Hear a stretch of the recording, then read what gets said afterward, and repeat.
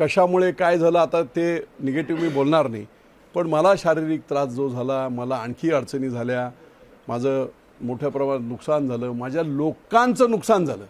5 वर्ष माझा गुंजवणीचा प्रकल्प रखडला, विमानतळ रखडलं, राष्ट्रीय बाजार रखडला.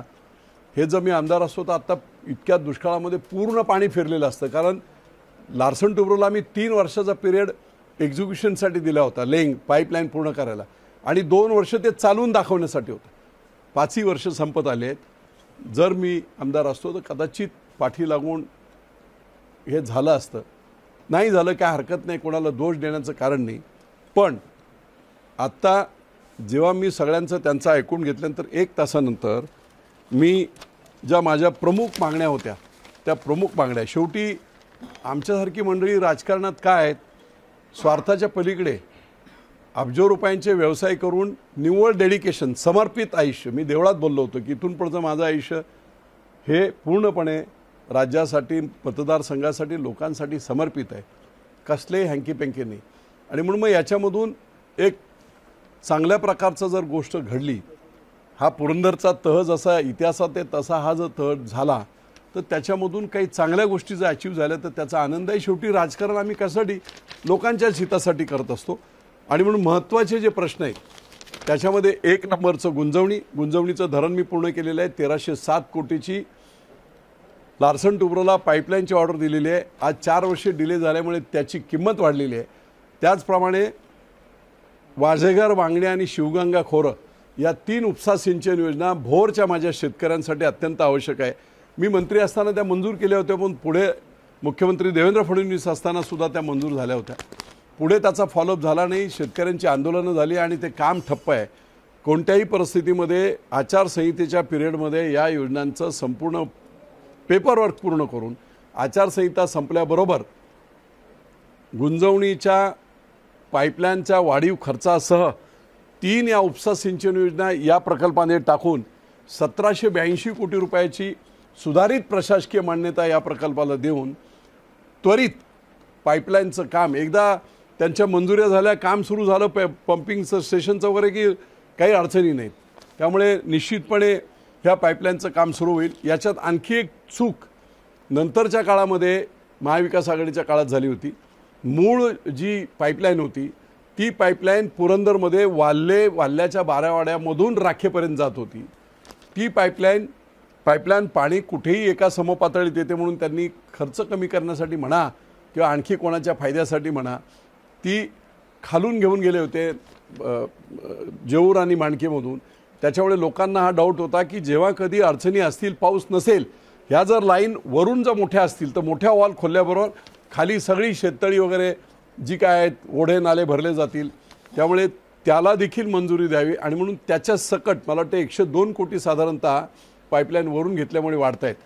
असे एकूण 1782 कोटी रुपयाची सुधारित प्रशासकीय मान्यता देऊन वॉर फुटिंगवर, युद्ध पातळीवर हे काम सुरू व्हावं. हे प्रश्न मिटले. 3 शिवगंगा खोरा आणि वाझेघर वाघणीचं तर ताबडतोब काम सुरू होतं आहे. 2 वर्षाच्या आत 2-2 किलोमीटरवर संपूर्ण यंत्रसामुग्री टाकून 2 वर्षाच्या आत पाणी कुठच्याही परिस्थितीत पुरंदरला आलं पाहिजे अशा प्रकारची मागणी मी केली. त्यांना 3घांनी मंजुरी दिलेली आहे. आंतरराष्ट्रीय विमानतळाच्या संदर्भामध्ये कुठचंही भूसंपादन नाही, कंपल्सरी भूसंपादन नाही, स्वेच्छा खरेदीने शेतकऱ्यांना जो रेट द्यायचा आहे, जसा आता आमचा पालखी मार्ग गेला, अगदी भर पिकातून गेला, पण लोकांना चांगले पैसे मिळाले, एकाने अडचण केली नाही, कोर्टात गेला नाही. सर्व लोकांनी पालखी मार्गाला जागा स्वेच्छेने सर्व शेतकऱ्यांनी दिली. तशा प्रकारे स्वेच्छा खरेदीने जर लोकांना जमीन द्यायची असेल तर स्वेच्छा खरेदीचा रेट जाहीर करा, पैशांची तरतूद करा. कारण एकदा स्वेच्छा खरेदीला 100 लोक आले आणि जर पैसे द्यायला नसतील तर अडचण मिळेल. तुम्ही निदान 1000-2000 कोटीची व्यवस्था करून स्वेच्छा खरेदी जाहीर करा. ज्यांना द्यायचं असेल, जर नाही शेतकऱ्यांनी दिली मग काही प्रश्न नाही, कोणालाही फोर्स केला जाणार नाही. आंतरराष्ट्रीय विमानतळ या बाबतीत मार्गी लागलं पाहिजे. हा देखील दुसरा एक प्रकल्प मी त्यांना सांगितला. दिवे येथे 200 एकरवर राष्ट्रीय बाजार याचं मी नियोजन केलं होतं. मुख्यमंत्री देवेंद्र फडणवीस असताना त्यांनी मंजुरी दिली होती. विभागीय आयुक्त आणि मार्केट समितीचे त्यावेळचे प्रशासक देशमुख या सर्वांनी तो प्रकल्प बनवला होता, प्रस्ताव बनवला होता. कलेक्टरांच्या मंजुरी झाल्या होत्या. सरकार बदलल्यानंतर तो थंड्या बस्त्यात गेला होता. तो परत हे करून 200 एकर फुकटची जागा आहे, गायरांची जागा आहे, पण शेतकऱ्यांना माझ्या पूर्णपणे इथे जर मार्केट झालं तर आज कुठे इकडे बसतायत, तिकडे बसतायत, तिकडे बसतायत, संपूर्ण पुणे जिल्ह्यातले सगळे मोठे शेतकरी त्यांच्यासाठीची एक महत्त्वाची ही योजना होईल आणि शेतकऱ्यांना भाव देखील चांगला मिळण्यासाठीची मदत होईल. त्यामुळे गायरांची जमीन आहे, फक्त मंजुरी करून बांधकामासाठी पैसे द्यायचे तो बाजार करावा, त्याला देखील त्यांनी मान्यता दिलेली आहे. फुरसुंगी आणि देवाची उरुळी नगरपालिका अंतिम शासन निर्णय. आपल्याला माहीत आहे की पुण्यामध्ये जेव्हा ही गावं नवीन समाविष्ट झाली होती 12 पट टॅक्स झाला होता. 5 रुपये स्क्वेअर फीटचा कमर्शियलचा टॅक्स 60 रुपये झाला होता आणि त्यामुळे कुणालाही परवडत नव्हतं, खिशातून पैसे घालूनसुद्धा टॅक्स भरता येत नव्हतं अशी अवस्था होती. आणि मग कायदा काय बदलता येत नाही म्हणून एक नवीन कल्पना मी मांडली आणि मुख्यमंत्र्यांनी आणि सर्व अधिकाऱ्यांनी मान्य केली की देवाची आणि फुरसुंगी 2 पूर्ण गावं आहेत, ही 2 पूर्ण गावं बाजूला करून त्याची नगर परिषद करावी. पहिलं GR निघाला, नोटिफिकेशन निघालं, त्याच्यावर सूचना आणि हरकतीसाठी 60 दिवसाचा जो वेळ दिला होता तो झाला आणि दुसरं नोटिफिकेशन निघण्याच्या आत हायकोर्टात काही लोक गेले होते, काही पक्षांचे लोक, नाव घेणार नाही मी, पण हायकोर्टाने त्यांचं ते अपील फेटाळून लावलं. पुढे राजकीय काही घडामोडी झाल्या आणि थोडंसं ते थंड झालं. मी तिघांनाही आता विनंती केली आहे की दुसरं नोटिफिकेशन जे आहे, आचारसंहिता संपल्याबरोबर सगळी प्रोसेस झालेली आहे. 12 नोव्हेंबरला मीटिंग झाली, त्या दिवशी मुख्यमंत्री महोदयांनी लिहिलं आहे की सुप्रीम कोर्टाची एक केस आहे, त्याचा निर्णय आणि वॉर्डचे एकदा निर्णय झाले की ताबडतोब त्याच दिवशी दुसरी अंतिम सूचना तुम्ही काढा, असा लेखी आदेश 12 नोव्हेंबरच्या मिनिट्स ऑफ मीटिंगमध्ये दिला आहे. त्याची अंमलबजावणी आपण करावी हे देखील सांगितलेलं आहे. फुरसुंगी आणि देवाची पाण्याची उरुळी जी आहे 118 कोटीची, गेम चेंजर अशा प्रकारची अनेक 2007 पासून पाणी मिळेल, कचरा डेपोमुळे सगळं पाणी खराब झालेलं होतं. 2017 साली मी मंत्री असताना त्याला मुख्यमंत्री पेयजल योजनेतून मंजुरी दिली. मुख्यमंत्री देवेंद्र फडणवीसांनीच त्यावेळेस ती मंजुरी दिली. पुढचा 80% काम पूर्ण झालं. दुर्दैवाने सरकार बदललं आणि 25 कोटीसाठी ती योजना रखडली होती. आदरणीय शिंदे सरकार आलं.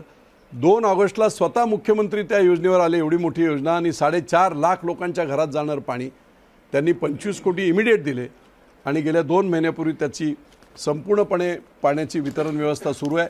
काही ठिकाणी अजून ESRच्या टँक बिंग बाकी आहेत, एक 2-3 महिन्यात संपेल, पण काही वस्त्या त्याच्यामध्ये राहून गेलेल्या आहेत. म्हणजे देवाच्या ओळीतली धनगर वस्ती असेल, संकेत विहार असेल, अशी अनेक मोठ्या मोठ्या वस्त्या चुकून विसरून राहिलेली आहेत. त्याच्यासाठी DPR करून, सर्वे करून त्याचा समावेश, कारण त्या लोकांनाही पाणी दिलं पाहिजे आणि म्हणून त्याचा समावेश याच योजनेमध्ये करून अतिरिक्त निधी जो लागतो आहे तो त्याला मान्यता देऊन तो ताबडतोब द्यावा, जेणेकरून हे काम चालू असतानाच या सर्व वस्त्यांना, म्हणजे आदर्शनगर एक मोठं 10,000 लोकवस्तीचं आहे, तिथे एक पाण्याचा थेंब नाही, 2-4 टँकर आता फक्त आपण देत असतो.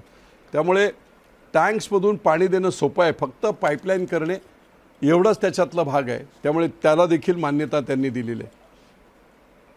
पुरंदरसाठी, बारामतीच्या दुष्काळी पट्ट्यासाठी आणि दौंडच्या काही दुष्काळी भागासाठी वरदान ठरलेली पुरंदर उपसा योजना 2012 साली मी कार्यान्वित केली, मी आमदार झाल्यानंतर.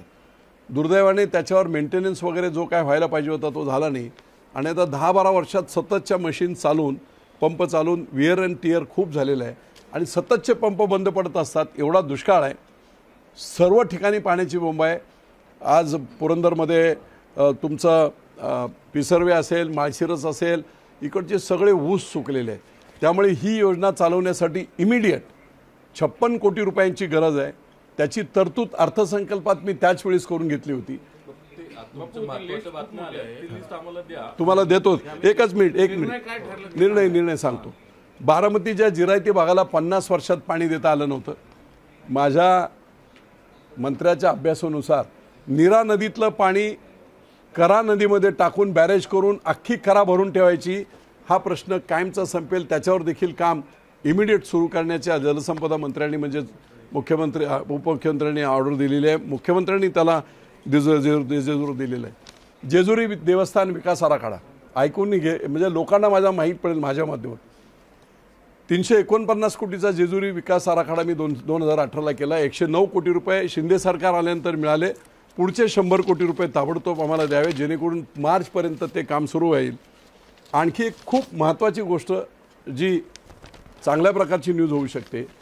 पुण्यामध्ये आता जागा कमी आहेत, शहर वाढते आणि म्हणून पुण्यामध्ये असणारे जे गोडाऊन्स आहेत जिथे संपूर्णपणे आपली लोकसभेची मोजणी वगैरे चालते, पुण्यामध्ये आता एखादं मोठं हॉस्पिटल बांधायचं असेल वगैरे जागा नाही आहे आणि म्हणून ती जी गोडाऊन्स आहेत ती वडकी इथे 17 एकर गायरान आहे, त्या गायरांना जर शिफ्ट केली तर एवढी मोठी जागा पब्लिक पर्पजसाठी पुणे शहरामध्ये मिळेल, ती एक त्यांना मी मागणी केलं आहे। आणि त्याचबरोबर माझ्याकडे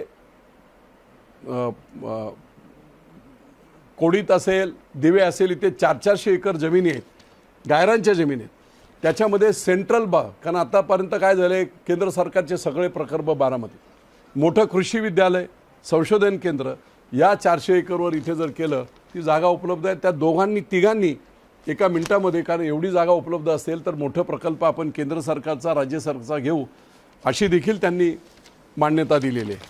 आणि त्यामुळे अगदी क्लिअर कट माझ्या लोकांना मला समजावं लागलं की उद्या मी खासदारकी लढून जिंकलो असतो तर काय करू शकलो असतो, हरलो असतो तर काय झालं असतं, एवढ्या सगळ्या नेत्यांशी जर आपण कनेक्ट तोडून काही गोष्टी केल्या तर लोकांच्या हिताचं नाही आणि म्हणून या सगळ्या गोष्टी आमच्या मंजूर झाल्या।